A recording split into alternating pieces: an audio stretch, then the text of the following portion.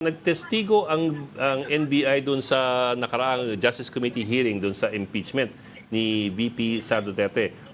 Ang sabi nga ng ibang congressman, mukhang isa sa mga pinakamalakas na maging batayan ng kanilang impeachment complaint yung itong grave threats na Opo. umunoy nilabas ni VP Sara online. On the other hand po, I know, walang testigo doon sa panig ni VP Sara nung hearing. Pero paulit-ulit po nilang sinasabi na, number one, there is no threat. If there is no threat, if it's a threat coming from beyond the grave. Ibig sabihin, kung sinabi raw ni VP Sara na pag siya'y namatay, papapatayin yung mag-asawang Marcos, that is not a threat because that is from beyond the grave. I am not sure how that applies legally, pero kayo po, what is your perspective as far as that argument is concerned? Well, kaya po siguro sinasabi ng mga mambabatas na malakas yung ebidensya sa impeachment sapagkat ang requirement po of proof nila to have the Vice President impeached, yung pong quantum of evidence niya, reasonable doubt lang. Ang ginawa po namin basihan nga, yung Memorandum Circular number 20 ng DOJ, yung reasonable certainty of conviction. So napinag-aralan na po namin yun na lahat ng elemento ng grave threat ay nandiyan po at lahat ng elemento ng inciting to sedition ay nandiyan.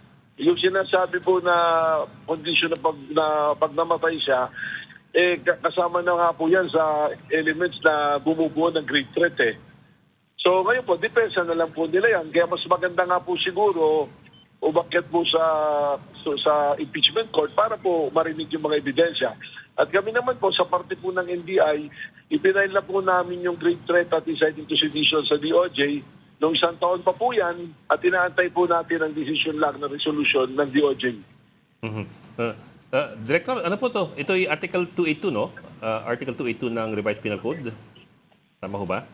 Hindi ko po kabisado yung article. Basta siya po ay grave threat. Sa Tagalog po, malubhang pagbabanta. Yung kasing Article 282 defines it as conditional threat or unconditional threat. So may ganoon palang paghihimay. May conditional at unconditional. Okay. Sige po. Huling tanong lang po tungkol doon. Meron ho bang would you know kung merong mga nakaraang jurisprudence pagdating sa mga ganyang kondisyon, kung may nakatulan na yung korte na ganyang kaso kung saan merong kondisyon yung pagbabanta?